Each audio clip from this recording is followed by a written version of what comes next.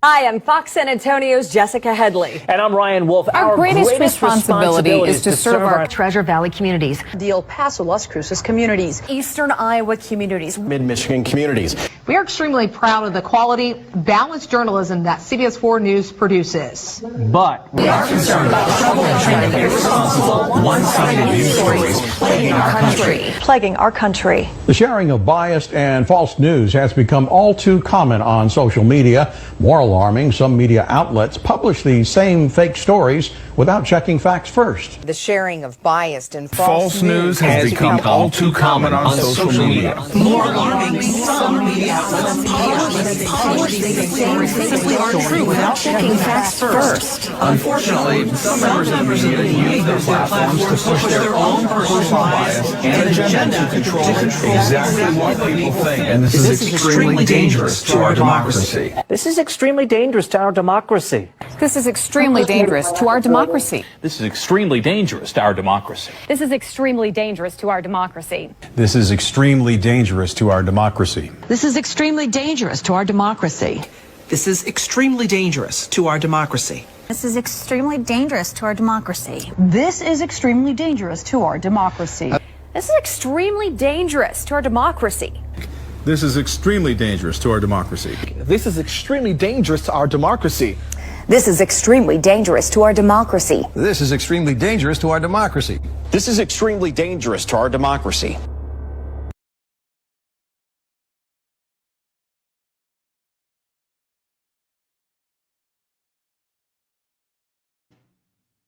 Y ahora sí, bienvenidos una vez más a Místicamente. Bueno, estoy haciendo uso de nuevos equipamientos, así que ambientándome. Y bueno, venimos haciendo una lectura, un análisis y un estudio de lo que es el libro de Awakening Project, de la gente de la medicina germánica más potente acá en Argentina. Y es para mí necesario hacer una especie de impasse que tiene que ver mucho con los eventos que están ocurriendo ahora en el constructo, en el campo, que tienen que ver con conflictos también. Conflictos no solamente biológicos, sino también en otras escalas a nivel mundial. Y antes de ir abordándolos, me parece súper importante entender la estructura de pensamiento con la cual abordarlos.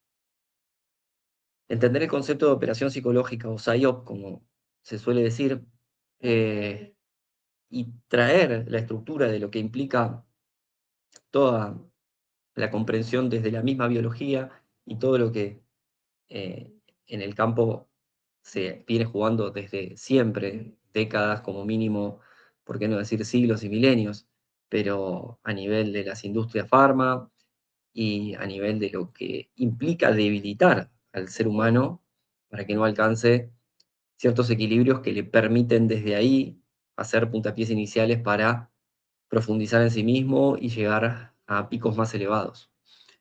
Se los voy a compartir con recorrido propio y hoy vamos a analizar algo que me parece que si lo capitalizás, si realmente lo interiorizás, puede ser, como digo, una punta de ovillo que te puede llevar a analizar otros campos de tu interés que tengan que ver con la salud o, vamos a decir así, otros ámbitos.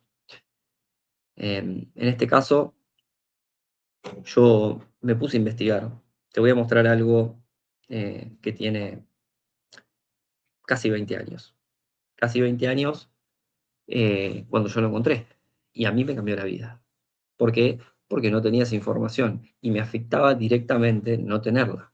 Entonces, cuando me enteré de una percepción de situación, para mí, hace 20 años, vas a ir entendiéndome a lo largo de la presentación, yo entré en un bucle, entré en un viaje, y ese viaje me hizo crecer un montón. Tanto así que cuando llegó 2020, yo ya estaba con una conciencia de abordaje de la situación, de todo lo que pasó, que cuando me dijeron ciertas palabras como, y ya me entenderás mejor, virus, pandemias, y contagios. Yo ya lo tenía muy claro, de que no era por donde nos decían que era. Entonces, por eso tomé las decisiones que tomé, al igual que muchas otras personas. Lamentablemente, tantas otras, muchas más, tomaron decisiones para el otro lado. Afortunadamente, a muchos les salió bastante barato tomar ese camino, pero a otros no. Hoy te voy a presentar a uno de los, como diría Gastón, hombres de honor que a mí me salvaron la vida. Y qué mejor que escucharlo a él, qué mejor que escuchar exactamente lo mismo que escuché yo hace casi 20 años y que me ayudó literalmente a cambiar el curso de mi vida. Lo vamos a ir analizando, si fuese necesario hacer alguna pausa y tal, lo haremos, pero me parece que no tiene desperdicio y en función de eso, como veíamos al principio, vamos a ir desmantelando la obviedad, desmantelando eso que como lo veías en los noticieros, es un guión. Y ese guión, como está pasando en los eventos más recientes, con conflictos, como te digo, de todo tipo, no es al azar. Y es exactamente el cumplimiento de una agenda que se dirige a un específico evento y después a otro, que va a hacer que todo tenga sentido. Pero en el medio, en el recorrido, que es lo importante, y ellos también lo saben, va a haber otros eventos. Y esos son los que van a generar, como digo en el libro, un aumento de la gran confusión. Porque la gran confusión no es que ya terminó. La gran confusión es una en la que sigue la mayoría de la humanidad.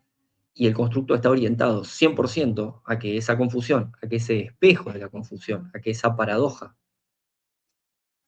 continúe y aumente. Voy a compartir la pantalla y vamos a hacer una zambullida en una información que yo creo que a mucha gente le puede llegar a salvar la vida, como me la salvó a mí.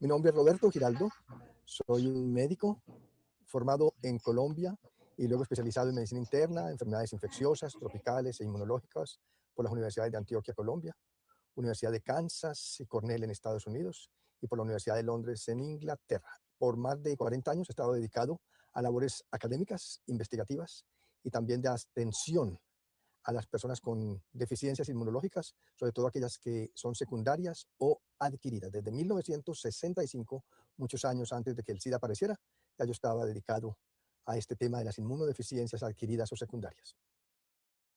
El SIDA es la peor de todas las inmunodeficiencias adquiridas. Es una condición nueva que comienza en la segunda mitad del siglo XX, afectando por primera vez una enfermedad humana a diferentes sectores sociales, tanto de países ricos o industrializados como de países pobres. Es la primera enfermedad en la historia humana que afecta a todas las clases sociales. Con el SIDA se inicia una nueva época en la historia de las enfermedades del hombre. El SIDA es el peor estado de deterioro que el ser humano puede tolerar. En el SIDA está deteriorado todo el sistema inmunológico, pero además están deteriorados todos los demás sistemas de defensa del organismo, como las glándulas endocrinas, los riñones, el hígado, el sistema digestivo, pulmones, corazón. Todo está deteriorado debido a la exposición involuntaria o voluntaria a agentes tóxicos o agentes estresantes para el sistema inmunológico. Estos agentes estresantes para el sistema inmunológico pueden tener 5 orígenes. Algunos son de origen químico, como las drogas de la calle, cocaína, heroína, marihuana, poppers, nitritos de amilo y de butilo, los químicos de la contaminación del aire, de los alimentos, del agua, de los mares, los químicos de la industria, los agroquímicos que se usan en los cultivos. También el segundo tipo de agentes estresantes son de origen físico, como todos aquellos derivados de campo electromagnético por el exceso de uso de equipos eléctricos, electrónicos y magnéticos en la sociedad contemporánea. Nunca antes el ser humano había estado expuesto a tanto campo electromagnético como lo está en las últimas décadas del siglo XX y más de este siglo XXI. El tercer grupo de los agentes estresantes de origen biológico son aquellos agentes tóxicos de origen vivo, a los cuales nos exponemos generalmente en forma involuntaria cuando nuestras defensas ya de por sí están descendidas por algún motivo, como por ejemplo cuando tenemos infecciones por bacterias, por hongos, por virus, por riquecias, por parásitos, como ocurre en los países más pobres del mundo, o cuando recibimos sangre por algún motivo, o cuando nos exponemos a semen de otras personas, ya sea por vía vaginal o por vía rectal. Todo esto son agentes estresantes de origen biológico que pueden estresar o intoxicar al sistema inmune. El cuarto grupo son los agentes estresantes de origen nutricional, que es cuando la persona no come porque no hay comida, como ocurre en los países pobres del África, del Caribe, en los lugares más pobres de los países de América Latina, del Asia, o cuando la persona come lo que no debe comer, como ocurre con la sociedad moderna, donde las personas se alimentan principalmente de McDonald's, de Burger Kings, de perros calientes y comidas llamadas chatarras o basura que no alimentan. Entonces, desde el punto de vista inmunológico, es igual no comer que comer McDonald's. El sistema inmune y el cuerpo se estresa exactamente de la misma forma. Y el quinto grupo de agentes estresantes son tal vez los más importantes, y son los agentes estresantes o tóxicos de origen mental, que es la ansiedad, la depresión, el pánico, la tristeza crónica, la falta de esperanza por un mejor mañana, a los cuales nos exponemos los seres humanos porque lo escogemos así. Muchas veces las personas pensamos que estamos tristes porque la sociedad nos hace tristes. Es cierto, en cierto punto la sociedad nos hace tristes, pero somos nosotros mismos los que desde nuestra mente y nuestra inconsciencia decidimos no vivir felices, como ocurre hoy en día en la sociedad moderna, donde nadie está contento y todos queremos pensando en el mañana, nadie está satisfecho con el ahora y con el aquí, y estamos pensando en mañana, cuando termine una carrera, una profesión, cuando me case, cuando tenga hijos, cuando tenga carro, cuando tenga casa, cuando tenga finca, cuando consiga un empleo mejor, cuando consiga una mujer rica o un esposo rico, y siempre uno está planeando un mañana, o sea que es una insatisfacción eterna. Este tipo de insatisfacciones eternas o de tristeza pequeña, pero que es muy importante, está demostrada por una nueva ciencia que se llama la psiconeuroinmunología, que afecta mucho el sistema inmunológico de las personas. Entonces, la ansiedad, la depresión, el pánico, la tristeza, el miedo, la insatisfacción permanente va deteriorando el sistema inmunológico de los humanos. Entonces, en resumen, podríamos decir que todos los seres que habitamos en el planeta Tierra tenemos en mayor o menor grado algún grado de alteración del sistema inmunológico y de los demás sistemas corporales. ¿Por qué? Porque nunca antes el ser humano había estado expuesto a tantos agentes tóxicos de origen químico, de origen físico, de origen biológico, de origen nutricional y de origen mental.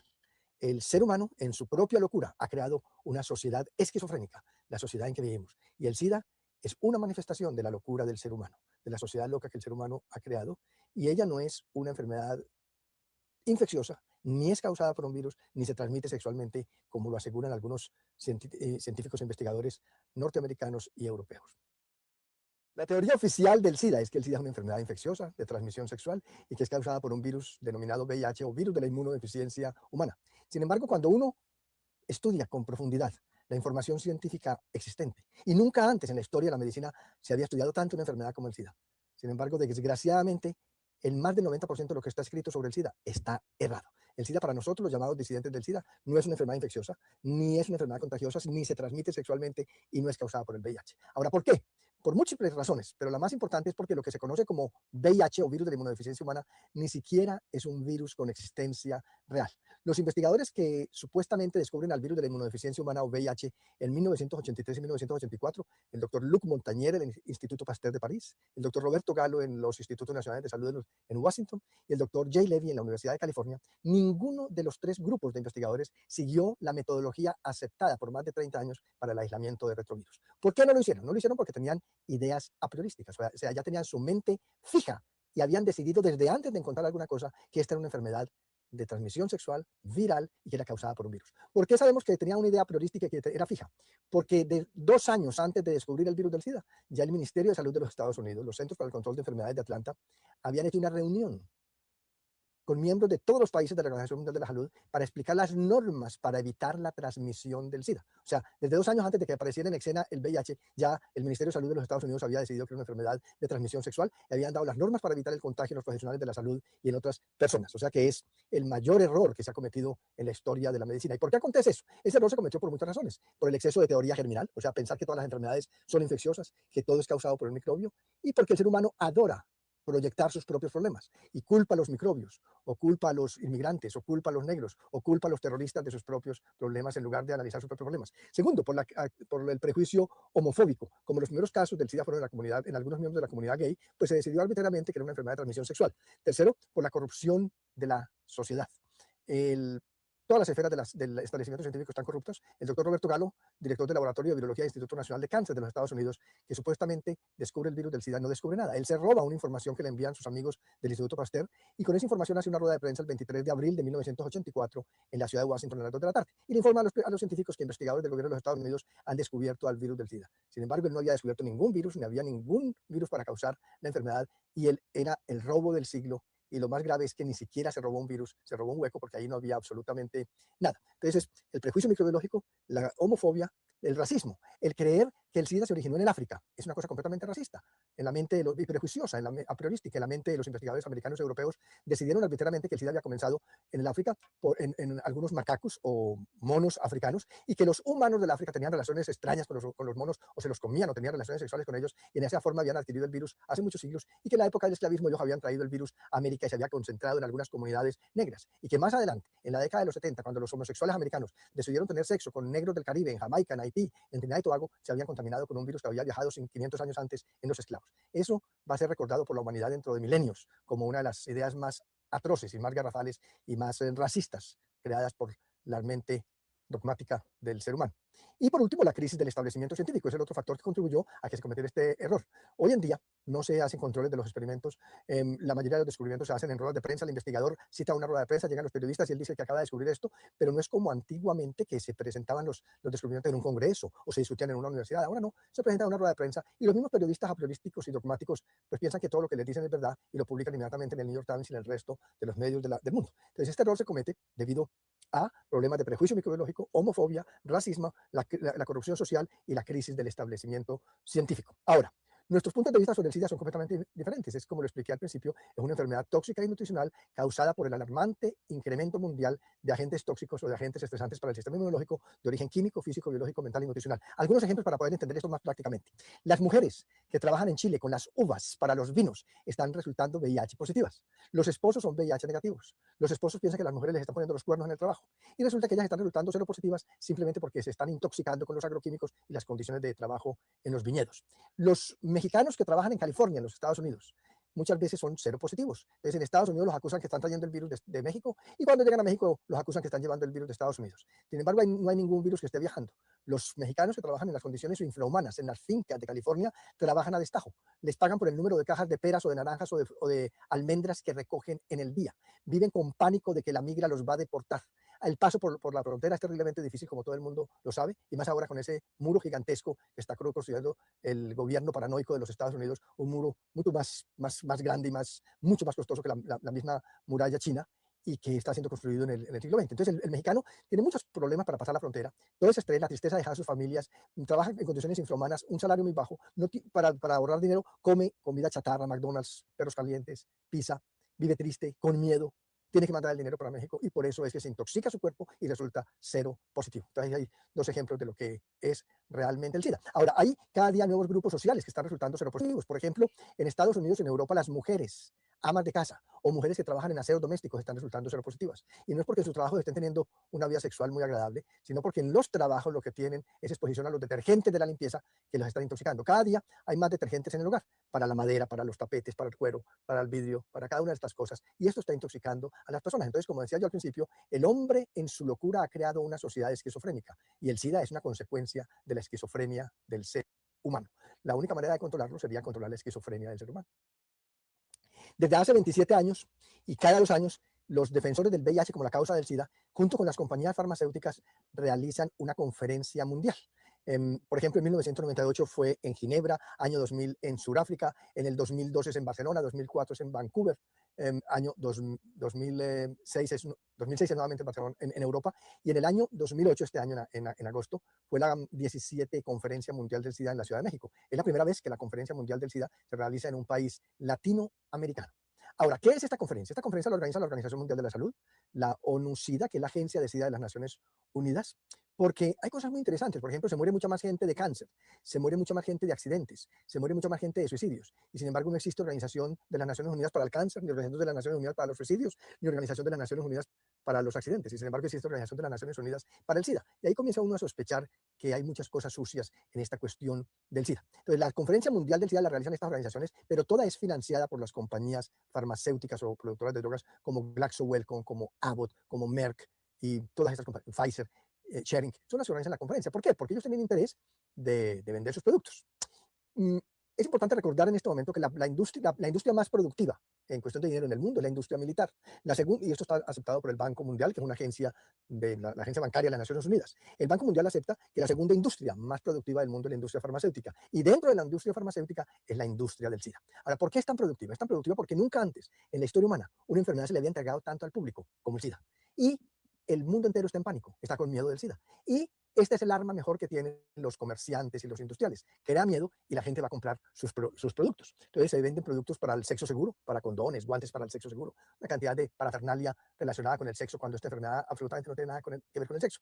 Pero además se han creado unos medicamentos que ellos llaman medicamentos antirretrovirales, que supuestamente destruyen al virus del SIDA que se supone sea un retrovirus. Pero esto tiene más de 100 años de estar en contra del conocimiento científico. Por ejemplo, en virología clásica, las enfermedades realmente causadas por virus no se tratan, porque no existen medicamentos para tratar los virus. ¿Por qué? Porque los virus son partículas que no son seres vivos, no son como las bacterias, como los hongos, como las riquecias, como los parásitos. Son partículas químicas que necesitan entrar dentro de una célula, vivir dentro de ella, meterse dentro de su ácido ribonucleico o ácido desoxirribonucleico, y es la forma de reproducirse. Entonces, la única forma de destruir virus es destruyendo las células donde ellos viven, es la única forma. Y por eso es que no se usan medicamentos para tratar la gripa, ni la hepatitis, ni la poliomielitis, ni las paperas, ni otras enfermedades virales, sino que se espera que la persona con su farmacia interior, con su médico interior, pues salga de ese proceso. Sin embargo, con el SIDA es interesante. Cada día hay un medicamento antiviral o antirretroviral, como lo llaman, nuevo.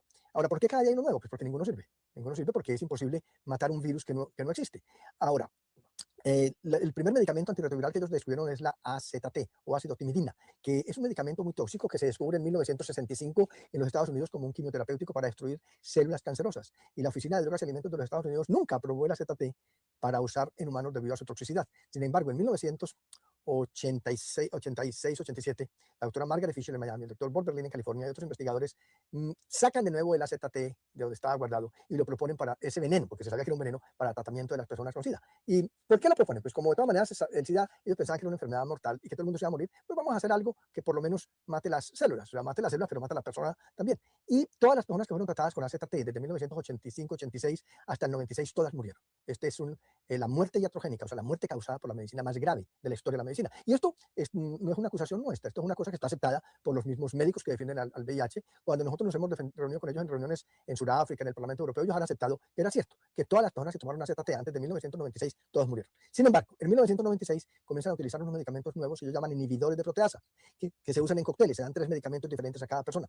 Y con los inhibidores de proteasa ya la gente no se muere tan fácil, ya la gente se muere más tarde, pero de todas maneras se mueren todos. Por eso es que todos los días aparecen en los programas que no hay cura para el SIDA, que no es una enfermedad todavía mortal y que existen unos medicamentos que pueden mejorar a la persona, pero que la persona de todas maneras muere. Entonces, con estos inhibidores de proteasa mejora la persona un poco. ¿Por qué mejora? Porque tiene un efecto placebo muy grande. Cuando ellos fueron a comenzar a darse, pues se ha hecho una propaganda muy grande en el mundo entero por las compañías farmacéuticas de que es una droga que va a mejorar a la persona con SIDA. Y esta idea pues crea a la persona una esperanza y cuando la persona la toma pues mejora. Es igual a lo que sucedía en la década de los 50 en Estados Unidos cuando la medicina tenía un problema con los vómitos del embarazo y se decidió darle a las mujeres un medicamento diciendo que era el mejor medicamento para el vómito del embarazo y más del 99% de ellas dejaron de vomitar y sin embargo lo que se les dio fue un vomitivo, una cosa que hacía vomitar. Ese es el efecto placebo que están utilizando ahora con el inhibidor de proteasa. El segundo efecto de los inhibidores de proteasa es que ellos son antibióticos, entonces si la persona tiene infecciones oportunistas por virus verdaderos, por parásitos, por bacterias, pues puede mejorar. Y el tercer efecto es que ellos son anticáncer, entonces si la persona tiene algún cáncer puede mejorar. Y el cuarto efecto es que son antioxidantes transitoriamente, entonces si la persona los toma puede mejorar su oxidación y toda persona seropositiva con SIDA tiene algún grado de oxidación. El problema con los inhibidores de proteasa es que todas las células humanas tienen proteasas. Entonces cuando damos inhibidores de proteasas estamos dando un veneno contra todas las células humanas. Ahora, ¿en cuánto tiempo la persona se muere? Se muere dependiendo de la constitución de la persona. Unas se mueren en un día, otras se mueren en una semana, otras en un mes, otras duran meses y otras pueden durar inclusive años. Aquellas con una constitución muy fuerte pueden durar muchos años con este veneno, pero todas las personas mueren. Esto es el absurdo más grande de la medicina. Utilizar un tóxico terrible como son los inhibidores de proteasa que destruye todas las células para destruir un virus que jamás su existencia ha sido demostrada y para una enfermedad que es tóxica. Ahora, nosotros los llamados disidentes del SIDA estamos logrando curar la enfermedad en muchos lugares del mundo, en Brasil, donde yo trabajo, en México, Colombia, Argentina, Chile, en África, en varios países, en Alemania, en España, en Francia, en Rusia, donde estuve recientemente en una conferencia sobre SIDA. ¿Usando qué? estimulando la farmacia interior de la persona, estimulando el médico interior que todos tenemos y dando antioxidantes como vitamina A, vitamina C, vitamina E, zinc, selenio, ácido alfa-lipoico y así algunos productos naturales que sirven para estimular el sistema inmunológico. Entonces, curar el SIDA es muy fácil. El problema es que la persona decida curarse, porque si ella sigue con el miedo, con el temor, piensa que está infectada, que tiene el virus del SIDA, pues eso va corroyendo su sistema inmunológico debido a la psiconeuroinmunología y va a morir. Pero si la persona logra vencer el miedo, se convence que el virus del SIDA no existe, que ella no está infectada, que está un poco intoxicada, consigue desintoxicarse fácilmente y por eso es que las compañías farmacéuticas nos odian, puesto que nuestra propuesta de tratamiento es muy barata, es muy simple y no cuesta millones. Nuestra propuesta de tratamiento para el SIDA quiebra las compañías farmacéuticas actuales y crea una crisis económica aún mayor que la crisis en que está la sociedad contemporánea. Ahora, ¿qué sucedió en México en 2008?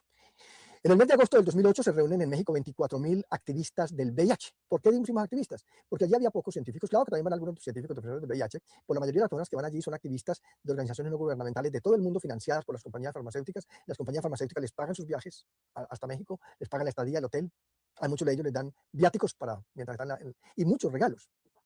¿Y en qué consiste esto? Es una semana, que es una feria de promoción de medicamentos. En México, por ejemplo, ahora yo he asistido a algunas de estas conferencias, asistí antes, ahora ya no puedo asistir porque tengo tantos enemigos y a México no pude parecerme porque tenía muchas personas que querían inclusive amenazar contra mi vida. Pero inicialmente cuando no me conocían todavía, pues estuve en la de Ginebra en el año 98, estuve en el año 2000 en Sudáfrica, estuve en el año 2002 en Barcelona, pero ahora ya no podemos asistir los disidentes a estas conferencias porque nuestra seguridad y nuestra vida puede peligrar. Entonces, en esta conferencia fue histórico lo que se hizo.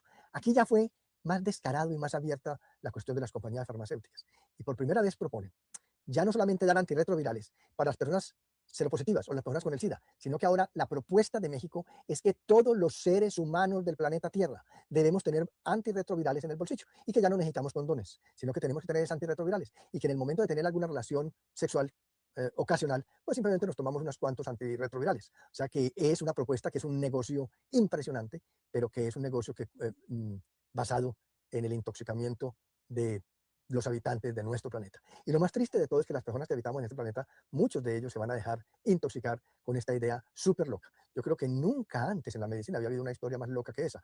Por ejemplo, nunca a la ciencia se le ocurrió que la persona debía tomarse una penicilina antes de tener una relación sexual para evitar la sífilis, o que se tomara unos antibióticos antes de tener una relación sexual para evitar la gonorrea. Eso es una cosa absolutamente loca. Solamente la locura y la esquizofrenia de los científicos defensores del VIH ha llegado a tal grado y a tal extremo de dogmatismo que ahora proponen que las personas tomemos antirretrovirales antes de tener una relación sexual para evitar el contagio con el virus del SIDA. Entonces, la reunión de los defensores del VIH, de la 17ª Conferencia Mundial del VIH-Sida en la Ciudad de México, pasará a la historia y será recordada como una de las conferencias más absurdas de la medicina en la historia de las ciencias en todos sus tiempos.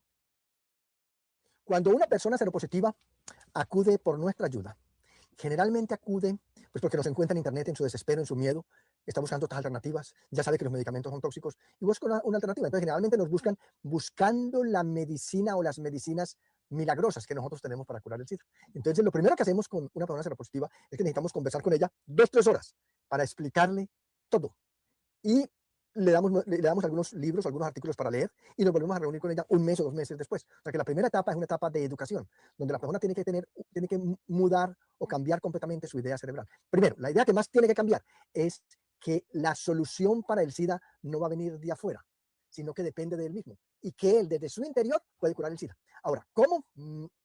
Las personas del mundo entero estamos acostumbradas por más de un siglo de medicina equivocada a pensar que la solución para nuestros problemas de salud depende de afuera, depende de nuestro médico, nuestro hospital, y así. Que tiene que ser una medicina la que va a resolver los problemas. Sin embargo, en la medicina hipocrática, en la medicina del padre, la medicina de Hipócrates, realmente todos los seres humanos tenemos una farmacia interior, todos los seres humanos nacemos con un médico interior y podemos curarnos fácilmente solamente permitiendo que esa farmacia interior trabaje. Sin embargo, el miedo, el temor, el pensar que ella no trabaja, el pensar que necesitamos una medicina de afuera, no deja que la farmacia interior trabaje. Entonces, la primera cosa que tenemos que hacer es que la persona se convenza que ella misma puede curarse. De lo que yo he estado observando trabajando con personas seropositivas en el mundo entero, es que muchas de ellas, por ejemplo, se curaban, tenían una vida perfectamente normal, se casaban, tenían hijos, trabajaban, una vida alegre, normal, perfectamente normal. Y yo me pongo a analizar qué hacían. Y había varias cosas comunes denominadores de ellos. Primero, nunca iban a un hospital. Nunca se hacían exámenes de VIH, no asistían donde ningún médico creyera en el VIH. Ellos habían conseguido borrar de la mente la idea de estar infectados y lo más importante de todo era que habían decidido vivir.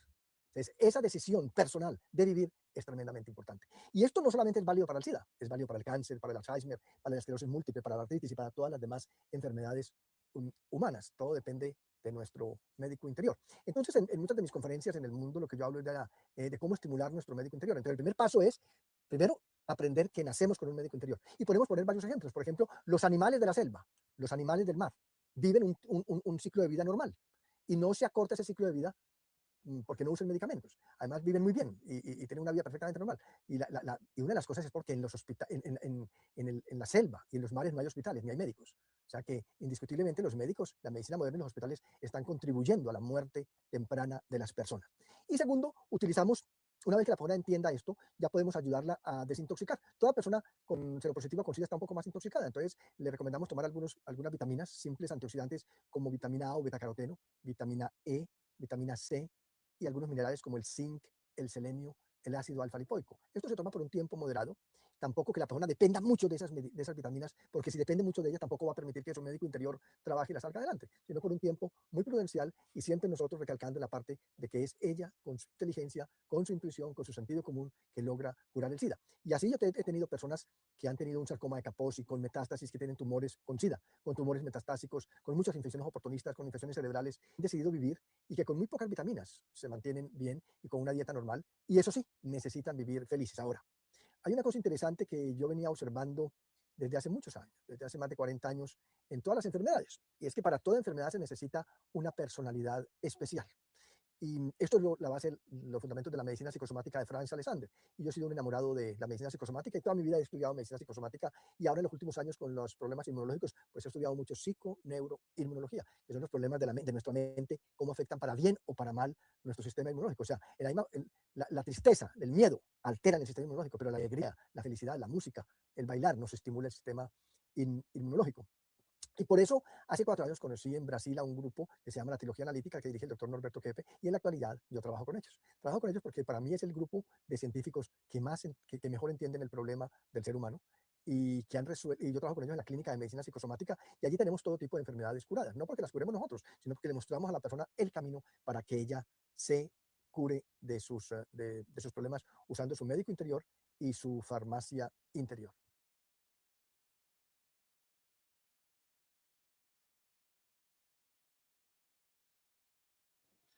¿Qué te reparece? ¿Cómo lo ves? No quedaba mucho, quedaba poquito, pero básicamente es lo que te quería mostrar. Después, si quieren, les paso el link, pero se veía ahí. ¿Qué decir?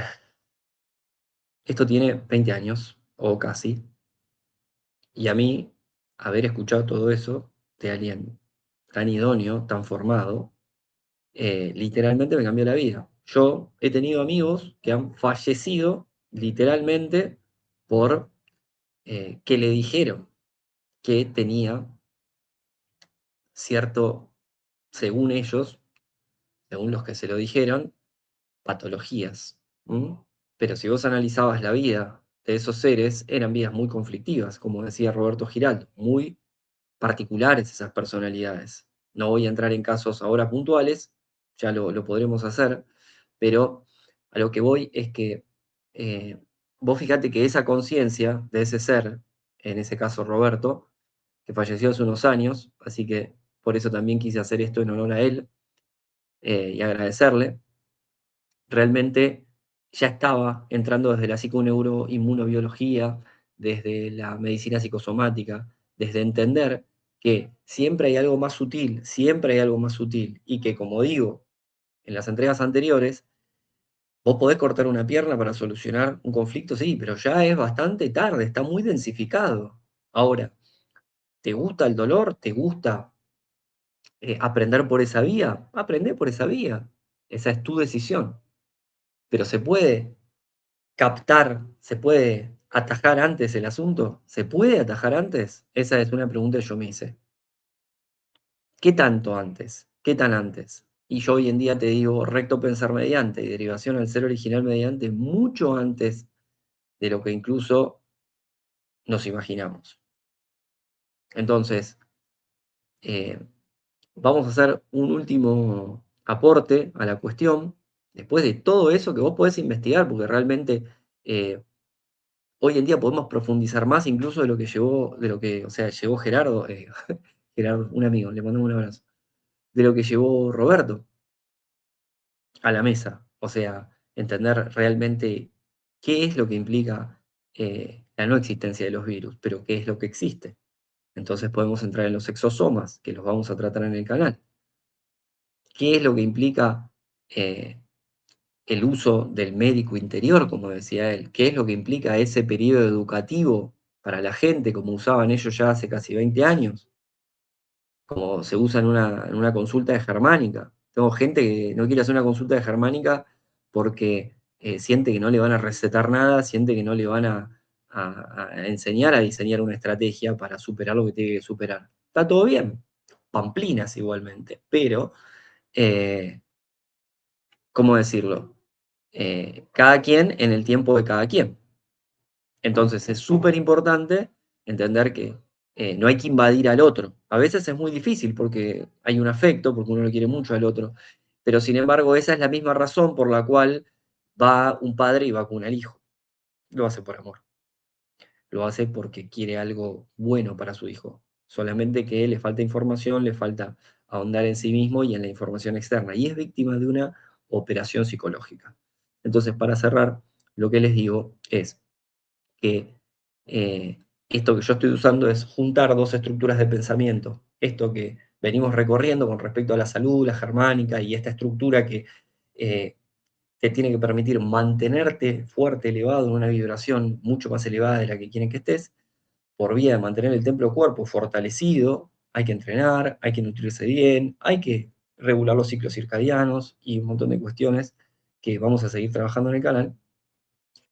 Pero también hay que entender lo más sutil, o sea que no es todo físico, es energético y es mental. En las artes marciales decimos, el I, la mente, mueve el chi, la energía. El chi, la energía, mueve el shui, la sangre, lo físico, la linfa, el agua. Pero en sí es, la mente mueve la energía mueve lo físico. En ese orden, en esa línea. Y uno puede también hacer el camino retrógrado en esa dinámica y trabajar las dos. Hoy en día estamos en la era de que podemos trabajar las dos, pero depende de cada quien.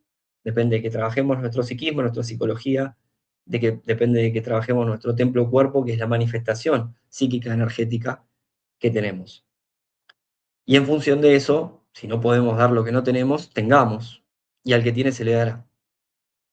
Y a su vez podremos ayudar a más personas. Si no te puedes ayudar ni a vos, obviamente será complicado asistir a los demás, como hoy en día muchos les viene bien nuestra asistencia, ya sea emocional, psicológica o física.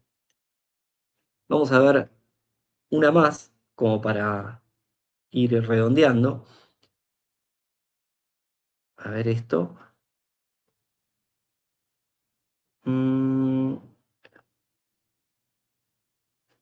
Creo que lo puedo subir a la pantalla.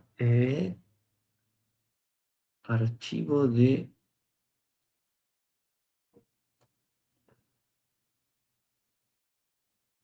imagen, o lo tengo que bajar. A ver, voy a probar.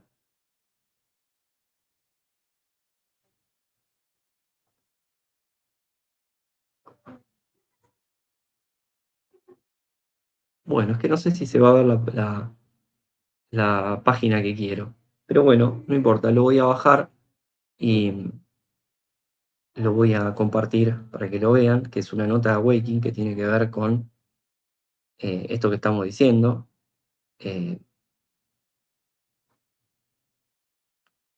Lo voy a leer. Dice: la trampa del SIDA, un falso positivo podría arruinar tu vida y separarte de todos tus seres queridos. O matarte directamente, porque nosotros decimos de la germánica que ese diagnóstico literalmente te puede matar. Roberto Giraldo habla de metástasis, habla de un montón de cuestiones que no llegó a captarlas desde los descubrimientos del Dr. Hammer. Entonces imagínate que no llegó a dilucidar ciertos conceptos, pero llegó un montón porque se dio cuenta de que era muy sutil el cambio que había que hacer para modificar los resultados en el físico. Un resultado positivo en un test de VIH cambiará tu vida para siempre. Podrías perder amigos, a mí me pasó. Relaciones de pareja, no me pasó. De hecho, vi que alguien se revirtió. Trabajo, seguro médico, dice la custodia de tus hijos, incluso la cordura. Un resultado positivo en un test de HIV cambiará tu vida para siempre. Lo que va a salir a continuación proviene de un folleto adjunto del comité Rethinking AIDS, Repensar el SIDA, en asociación con más de 2.600 médicos, científicos y otros profesionales. Queremos que seas consciente de esta información antes de que decidas hacerte un test de VIH. Información que médicos, enfermeras, técnicos de laboratorio y personal sanitario probablemente no te contarán. Dice, leer las instrucciones impresas de los test. En el test ELISA se lee: el test ELISA por sí solo no puede ser usado para diagnosticar el SIDA. Hasta el momento, no hay normativa reconocida que establezca la presencia o ausencia de anticuerpos VIH en sangre humana, pero si el virus jamás se aisló, Luc de Montagnier, literalmente, que lo nombraba Roberto Giraldo, literalmente aceptó que era hasta un problema digestivo. Después les paso el video. En el test de Western Blot, que es el otro, el que supuestamente no falla, dice no usar este test como única base para diagnosticar la infección de VIH. En el test genético PCR incluye, no tiene como propósito ser usado como test de exploración para VIH ni como test diagnóstico que confirme la presencia de infección por VIH.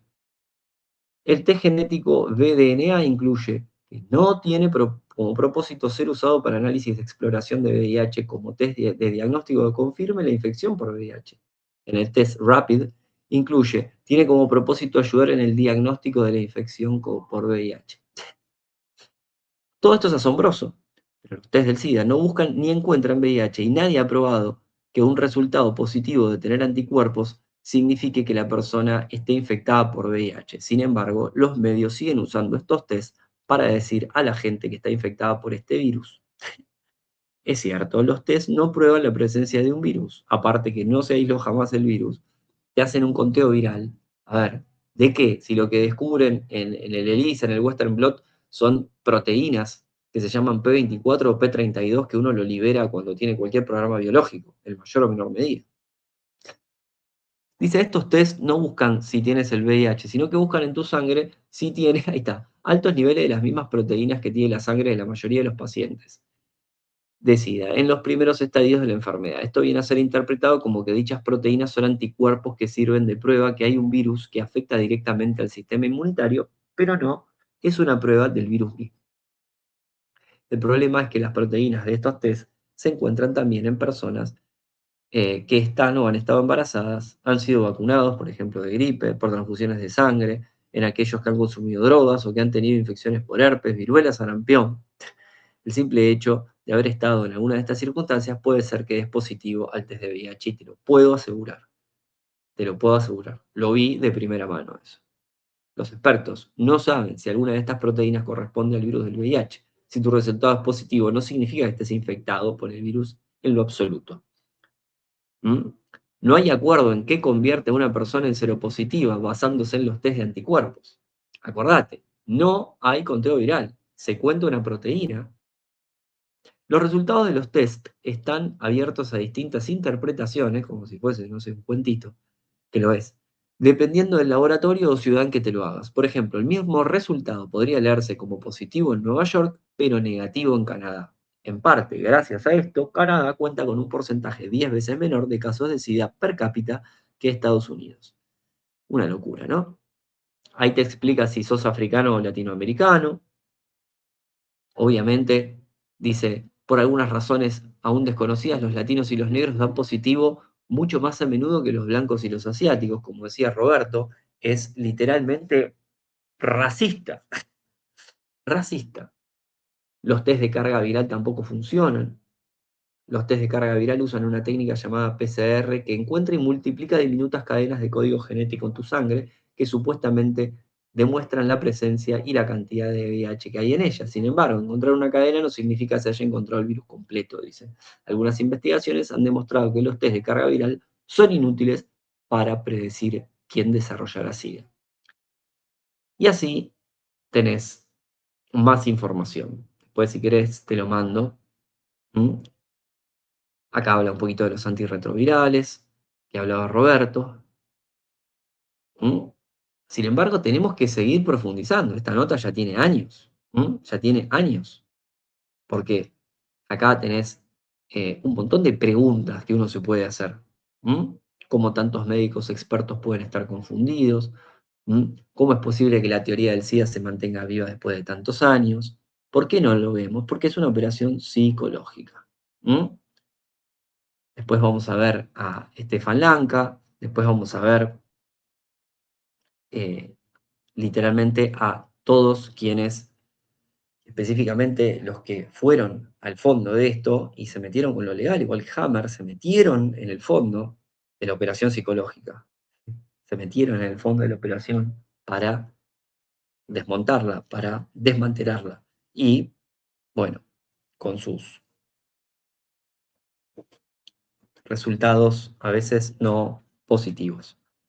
Entonces, ahora sí, para cerrar te digo, interrogá porque este constructo es un espejo de confusión y literalmente vos tenés que interrogar adentro para que empiece el desbloqueo afuera.